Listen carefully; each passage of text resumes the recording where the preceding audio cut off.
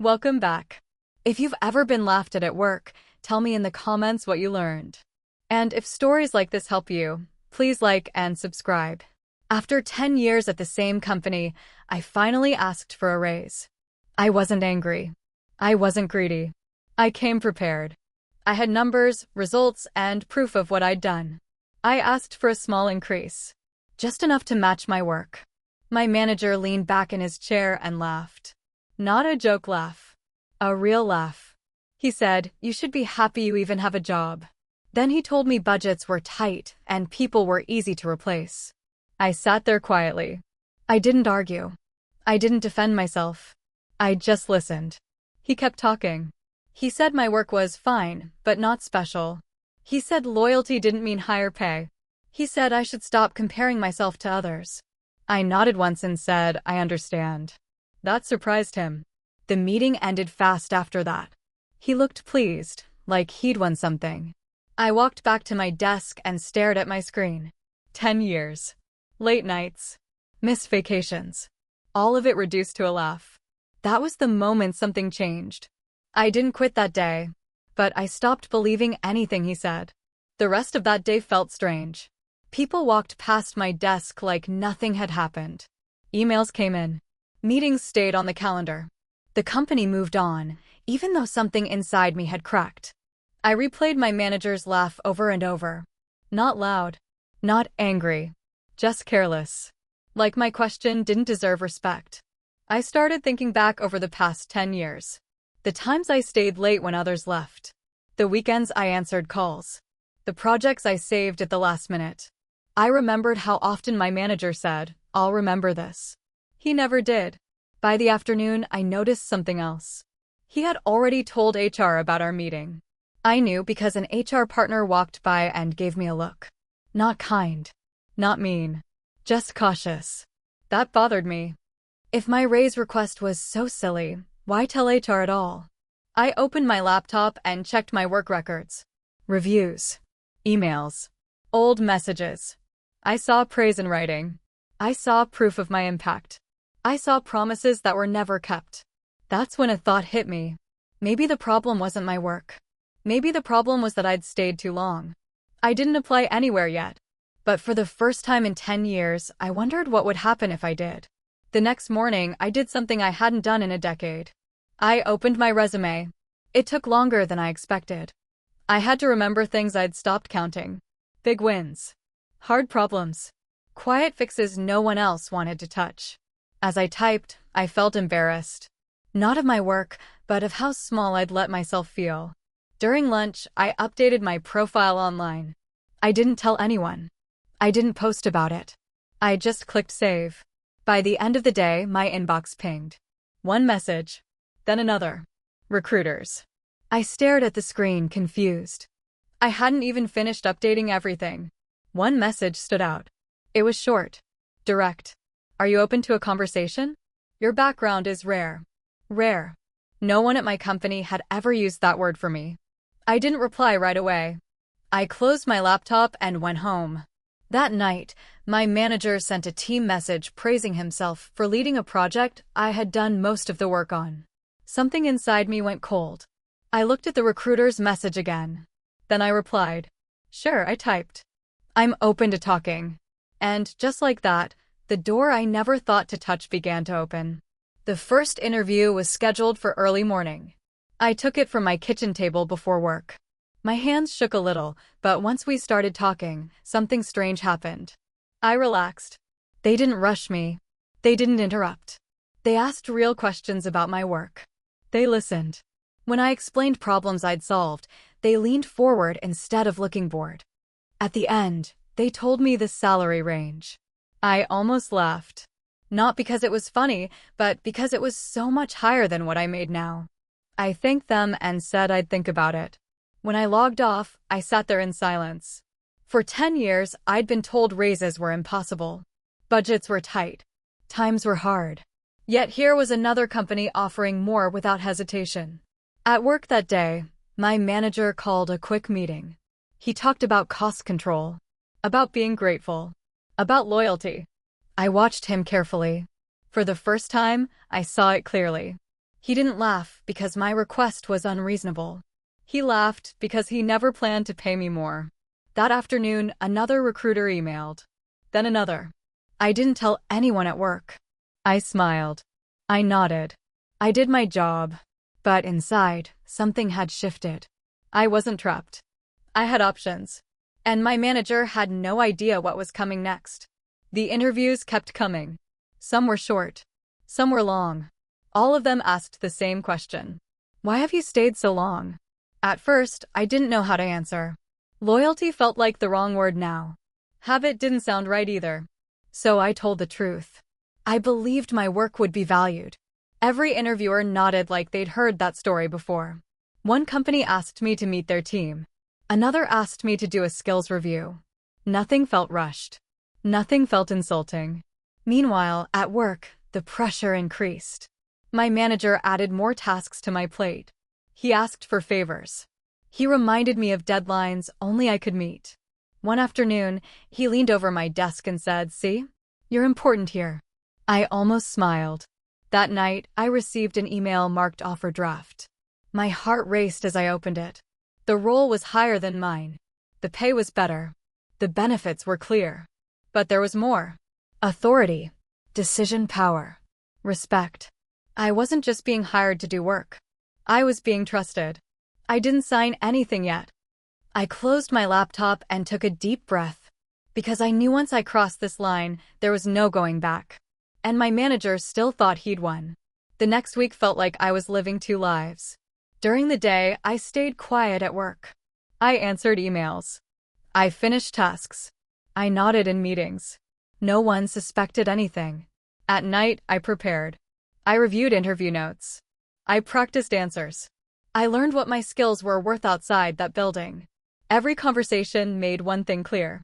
I had been underpaid for years. One recruiter said something that stuck with me. "Your experience is senior level," she said. "You've just been treated like it isn't." That hurt more than my manager's laugh. At work, things got worse. My manager became short with me. He checked my work more than usual. He asked where I was during lunch breaks. One afternoon, he joked in front of others, "Don't worry, we're not giving out raises anytime soon." People laughed. I didn't. That night, I received another email. This one wasn't a draft. It was a real offer. Clear salary. Clear title. Clear start date. I read it slowly. Every line felt unreal. They weren't asking me to prove myself. They already believed I could.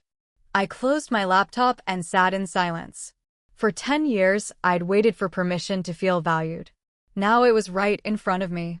And I knew my manager would never give me this. The next morning, my manager called me into his office again. I thought about the last time I sat in that chair. The laugh. The words. The way he leaned back like he had all the power. This time, he smiled. "I've been thinking," he said. "You've been doing solid work." Solid. He talked about future plans. About patience. About how good things come to those who wait. I listened carefully. Then he said, "If you keep this up, maybe next year we can revisit compensation." Next year. 10 years wasn't enough. He wanted 11. I thanked him and stood up. As I walked out, I felt calm. Clear. Lighter than I had in months. That afternoon, HR sent a message asking me to confirm my role details for records. That was strange. At home, I opened the offer again. There was a section labeled compensation and authority. I read it twice. This wasn't just more money. It was respect written into a contract. I signed it. The moment my name went on that page, my future changed. My manager didn't know it yet. But the raise he laughed at was about to cost him far more than he ever expected. The day after I signed the contract, work felt different. Nothing had changed on the surface. Same desk. Same emails. Same meetings.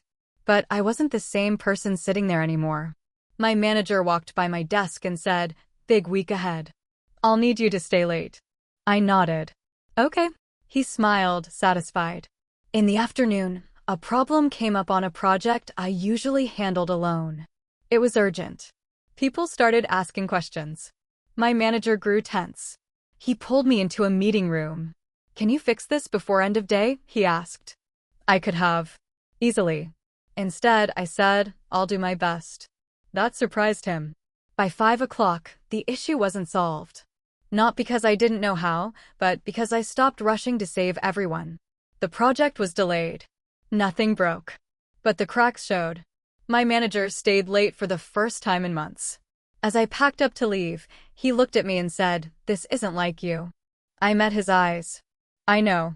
That night, I received a welcome email from my new company. My start date was confirmed. My title was listed clearly. Senior. Trusted. I smiled. Because for the first time, I wasn't carrying a team on my back. And my manager was starting to feel what that meant. The pressure increased fast. By midweek, my manager was frustrated. Meetings ran long. Decisions stalled. People started asking him questions I usually answered. He didn't like that. He stopped by my desk again. "Is everything okay?" he asked. "Yes," I said. "Why?" He hesitated. "You just seem different." I almost laughed. Later that day, HR emailed me again. They asked me to review my job description and confirm my responsibilities. That was very strange. My job description hadn't changed in years. I opened the document. It was outdated. Half my real work wasn't even listed. No wonder my raise request sounded funny to them. That afternoon, my manager held a team meeting. He talked about loyalty, about being committed, about not getting distracted by outside noise. He kept looking at me. I stayed quiet. At home, I reviewed my new contract again. The authority section stood out. Decisions I'd been making without credit were now official. Written. Protected. I realized something then. My manager didn't laugh because he thought I was weak. He laughed because he thought I had nowhere else to go. And now, without knowing it, he was managing a team that already had one foot out the door. Mine. And soon, he was going to find out exactly what that meant. By Friday, the mood at work was tense. People whispered in hallways. Emails went unanswered longer than usual. My manager called an emergency meeting. He talked fast. He blamed delays on unexpected challenges. Then he looked at me.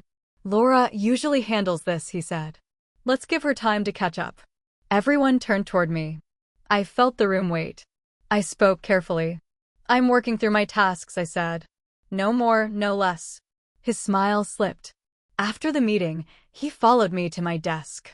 "Is something going on?" he asked. "You can tell me." I shook my head. "Everything's fine." He didn't believe me. I could see it in his eyes. That afternoon, another email arrived. HR wanted an exit interview template ready. Not scheduled. Ready.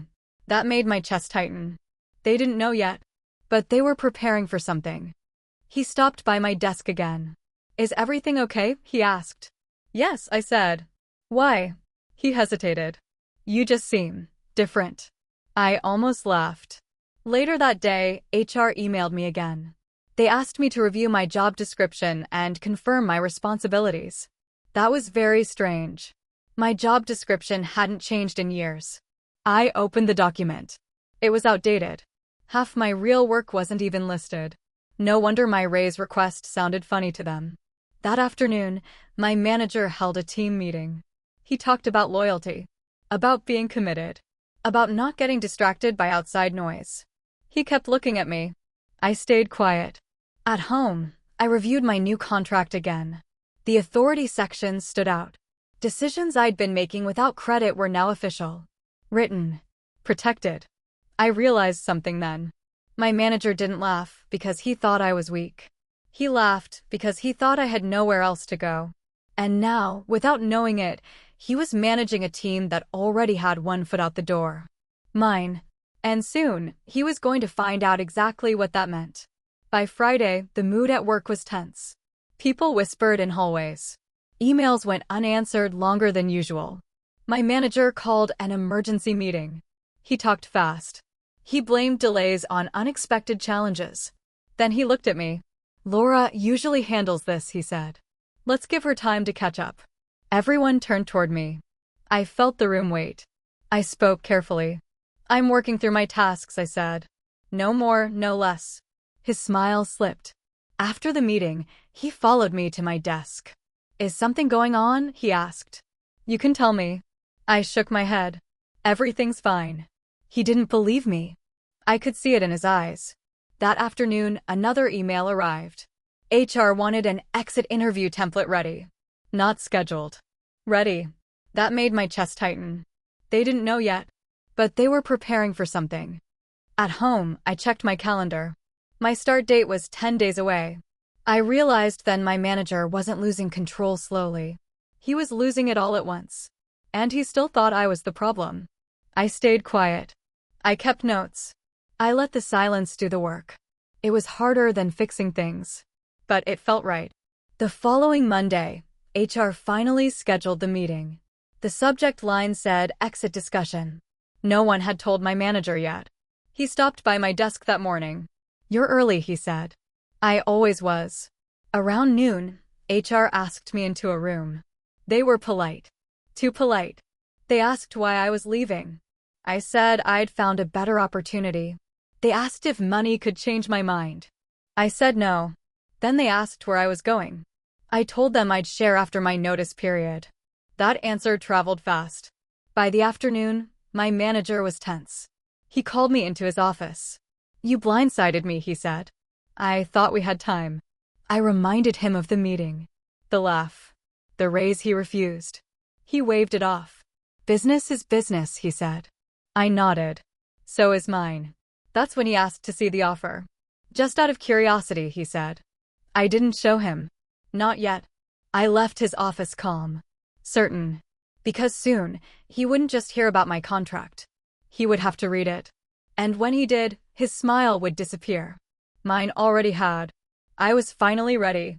This time, I wasn't afraid. The next day, my manager tried a different approach. He was nice. Too nice. He brought coffee to my desk. Asked about my weekend. Said the team couldn't function without me. The words felt heavy, like they were borrowed. Then he said, "Let's talk about your future here." I almost laughed. He talked about growth. About patience. About how raises take time. He said maybe he'd been too harsh before. Not sorry. Just harsh. I listened quietly. Then he said, "If money is the issue, we can revisit things." Revisit. 10 years later. I asked one simple question. "Can you put that in writing?" He froze for half a second. Then he smiled again. "Let's not rush." That told me everything. That afternoon, HR sent me a calendar invite for my exit interview. This time, my manager was included. He hadn't seen it yet. I watched him laugh with coworkers, confident as ever. Still thinking I'd come back.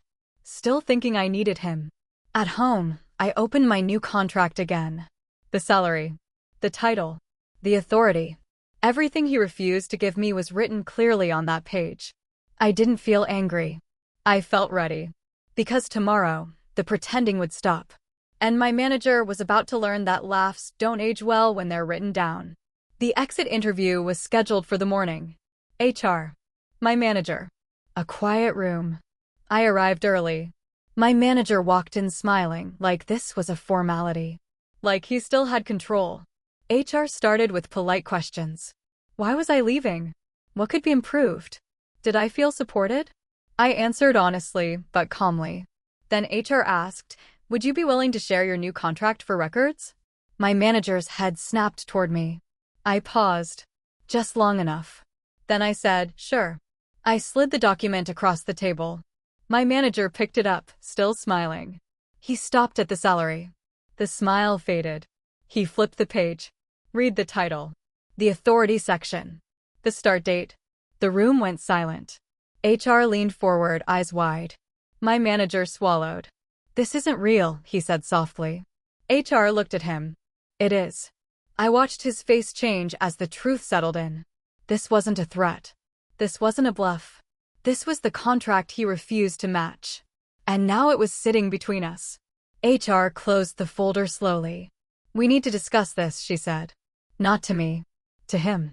And in that moment, I knew. The laugh that started the story had finally caught up with him. After the exit interview, everything changed. My manager didn't speak to me for the rest of the day. He stayed in his office with the door closed. HR went in and out twice. No one laughed anymore. By the afternoon, people started whispering. Someone asked me quietly, "Are you really leaving?" I nodded. They looked shocked, then thoughtful, like they were doing math in their heads. Later, HR sent a follow-up email. Short, careful. It thanked me for my honesty and said leadership would be reviewing internal compensation decisions. That line stood out. Internal decisions. Not my contract. Not my choice. His decisions. My manager finally came to my desk near the end of the day. He didn't sit down. "You didn't have to show them that," he said. I looked up. They asked. He shook his head. "You embarrassed me." That was the moment I stopped feeling bad. "I asked for a raise," I said calmly. You laughed. He opened his mouth, then closed it. For the first time in 10 years, he had nothing to say. That night, I packed a few personal items. Quietly. Slowly. On my own time. I wasn't sneaking. I was preparing. Because now, the company wasn't just losing an employee. It was questioning the person who pushed her out. And my manager could feel it. The next morning, my manager wasn't in his office. People noticed. Meetings were canceled. One was rescheduled with someone else leading it. That never happened before. HR called me in again. This time, it was just them and me. They asked about my role. What I really did day to day. What decisions I handled that weren't in my job description. I answered honestly. Their notes got longer. One of them sighed and said, "This explains a lot." I didn't ask what she meant. Before I left, she said something unexpected. "We should have reviewed this years ago." Back at my desk, coworkers treated me differently. Some thanked me for helping them over the years. Others asked where I was going. Word travels fast. By lunch, I heard my manager was meeting with leadership. A long meeting. The kind with no calendar end time. I felt calm. Not happy. Not angry. Just steady. At home that night, I laid out my new work badge and laptop from my new company. Everything felt real now. 10 years ago, I believed loyalty meant staying quiet. Now I understood something better. Loyalty without respect is just control. And the moment I chose myself, the balance shifted. My manager laughed once. Now the whole company was asking why. And the answer was no longer mine to explain. By midweek, my manager finally returned. He looked tired. His suit was wrinkled. His smile was gone. He didn't make eye contact when he walked past my desk. Instead of leading meetings, he sat quietly while others spoke. Someone else took notes. Someone else made decisions. That was new. HR sent another message asking me to document my daily tasks for knowledge transfer. I listed everything. Even the things no one officially assigned me. The list was long. When I sent it, HR replied with one line. "Thank you. This is helpful." Helpful didn't feel like the right word. That afternoon, my manager stopped by again. He lowered his voice. "You didn't have to make this so detailed."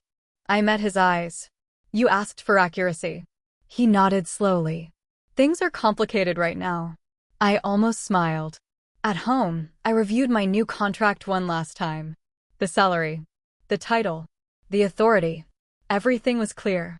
I wasn't guessing anymore. I realized something important. If I had stayed, nothing would have changed. If I had waited, I would still be waiting. 10 years taught me patience. Leaving taught me value. And my manager was finally learning the difference. My final week arrived quietly. No goodbye announcement.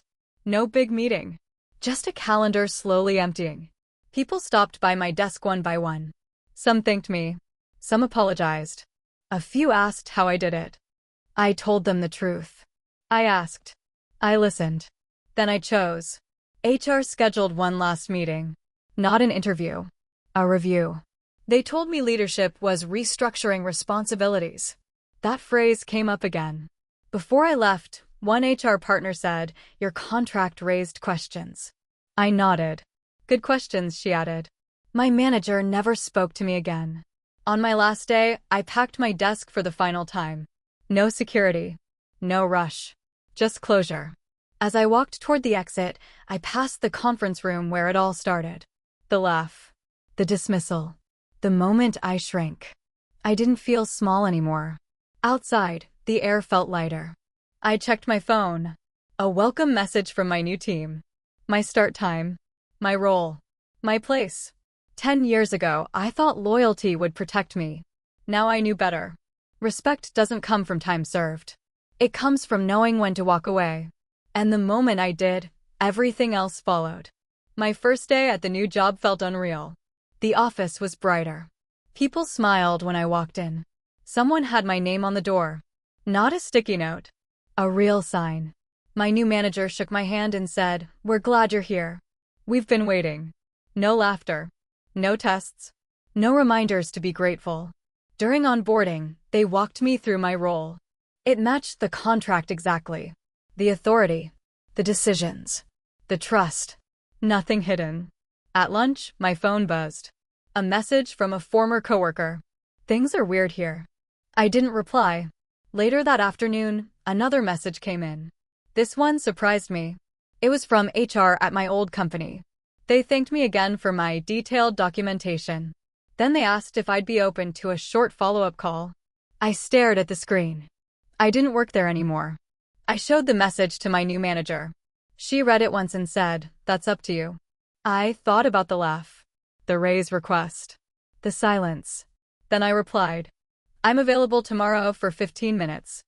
That night, I lay awake thinking about how fast things change when the truth is written down. I didn't plan revenge. But I also wasn't hiding anymore. And somewhere across town, my old manager was learning what happens when people stop covering for you. The call started right on time. 2 people from HR. 1 from leadership. No manager. That told me enough. They thanked me for joining and said they had clarifying questions. About my role. About my responsibilities. About decisions I made without a title. I answered calmly. They asked who approved certain actions. I told them the truth. They asked why some things weren't documented. I paused, then said, "Because I was told not to." The line went quiet. One of them cleared their throat. "Who told you that?" I said his name. No emotion. No blame. Just facts. They asked if I'd ever been offered a raise before. I said no. They asked if I'd asked. "Yes," I said. "Once." "And what happened?" I remembered the laugh. He laughed, I said. Then he refused. No one spoke for a moment. Finally, someone said, "Thank you. This helps." When the call ended, I felt something I hadn't felt in years. Relief. Not because I'd won, but because I'd finally told the truth out loud without fear. I looked around my new office, my new desk, my new future. The contract my manager refused to match hadn't just changed my job. It had changed the story. And the people still inside that company were finally starting to read it. A week passed. Then 2. I settled into my new role faster than I expected. Meetings were clear. Decisions were shared. When I spoke, people listened. That alone felt strange. One afternoon, my phone buzzed again. Another message from my old company. This time, it wasn't HR. It was someone from leadership. They asked if I could answer a few final questions. They said it was part of an internal review. I agreed. The call was short but direct. They asked about budgets, about staffing, about how much work I handled alone. Then one question landed hard. "Do you think your manager understood the scope of your role?" I didn't rush my answer. "I don't think he wanted to," I said. Silence. They thanked me and ended the call. That night, a former coworker texted me again. "Your manager isn't leading the team anymore." I stared at the message. No details. No drama. Just a fact. I felt no joy. No anger. Only clarity. For years, I thought my value came from how much I could handle quietly. Now I saw the truth. The system had depended on my silence. And the moment I left, it had to face itself. The laugh was long gone now. In its place was something much louder. Questions. The news spread slowly. My old manager wasn't fired. Not yet. But he was reassigned. That word showed up everywhere. Reassigned duties. Reassigned oversight. Reassigned authority. People noticed. I kept working. I kept learning. I kept growing into the role I was hired for. No one questioned why I was there. One morning, my new manager stopped by my desk. "I heard about your old team," she said gently. I nodded. She didn't push. She just said, "I'm glad you're here." That meant more than any raise ever could. Later that day, I received one final email from HR at my old company. They thanked me for my time. They said the review was complete. They wished me well. At the bottom, there was a line I didn't expect. "We regret that your contributions were not properly recognized." I read it twice. 10 years, summed up in one sentence. I closed the email and didn't reply. Some lessons don't need answers. My manager laughed because he thought I had no choice. He was wrong. The contract he refused to match didn't just raise my pay. It raised the truth. And once that truth was written down, it couldn't be laughed away. A month passed. My life felt steady now. Busy but calm. I had work that mattered and time that was respected. One evening, my phone rang with a number I didn't recognize. I almost ignored it. But something told me to answer. It was a senior leader from my old company. Someone I had only seen in large meetings. Never spoken to directly. He didn't waste time. "I wanted you to hear this from me," he said.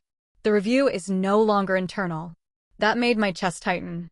He explained that once they reviewed my contract and compared it to my pay history, questions spread fast. Budget choices. Approval paths. Performance claims. Too many things didn't add up. An external review had been approved. Auditors. Legal. My old manager wasn't just reassigned anymore. He was under investigation. I thanked the caller and hung up. I sat in silence for a long time. Not because I felt proud, but because I realized how close I'd been to staying silent forever. If I had accepted the laugh, none of this would have happened. And the company would still be broken in the same quiet way. The truth came out slowly, but it didn't stop. Former coworkers started reaching out. Some apologized. Some asked how I stayed calm. Others just said thank you. One message stood out. "They finally understand what you were doing." I thought about that. For 10 years, I wasn't building power. I was holding things together. Now leadership saw it. The investigation revealed patterns. Raises denied. Work reassigned without credit. Budget space used elsewhere. Not mistakes. Choices. My manager's laugh had been part of a bigger story. One where control mattered more than fairness. I was asked if I wanted to return. Not as an employee, but as a consultant. I said no. I didn't need to go back to prove anything. That chapter was closed. As I shut down my phone that night, I felt something new. Peace. Because the contract he refused to match did more than change my job. It forced the truth into the open. And once that happens, the story can never go back to the way it was. The final update came on a quiet Friday afternoon. I wasn't expecting it. A short email from a senior leader at my old company appeared in my inbox. The subject line was simple: update. I opened it slowly. They confirmed the investigation was complete. Policies had been reviewed. Decisions had been questioned. Changes were being made. Then came the line that mattered most. My former manager was no longer with the company. No details. No explanation. Just a fact. I leaned back in my chair and let it sink in. I didn't feel happy. I didn't feel proud. I felt calm. For years, I thought the problem was me. That I wasn't asking the right way. That I wasn't patient enough. That I should wait longer. But the truth was simpler. I was never the problem. The system depended on people like me staying quiet. When I left, it didn't collapse because I wanted revenge. It cracked because it was never fair to begin with. I closed the email and didn't save it. I didn't need proof anymore. The laugh that started everything was gone. In its place was accountability. And that mattered more than any raise ever could. Today, my life looks different. I'm respected. I'm paid fairly. When I speak, people listen. When I ask questions, no one laughs. I keep a copy of my contract in a folder at home. Not to brag. Not to remember numbers. But to remember the moment I chose myself. 10 years taught me how to work hard. Leaving taught me how to value myself. If you're watching this and you've been laughed at, ignored, or told to wait forever, I want you to hear this clearly. Time alone does not earn respect. Silence does not protect you. And loyalty only matters when it goes both ways. Sometimes the most powerful move isn't arguing. It isn't begging. It's walking away with proof of your worth. My manager laughed at my raise request after 10 years. But the contract he refused to match told the truth louder than I ever could. If you enjoyed this story, please like, comment, and share this video with your friends. Subscribe and turn on the notification bell so you never miss a powerful story drop. And remember, your value doesn't disappear just because someone refuses to see it.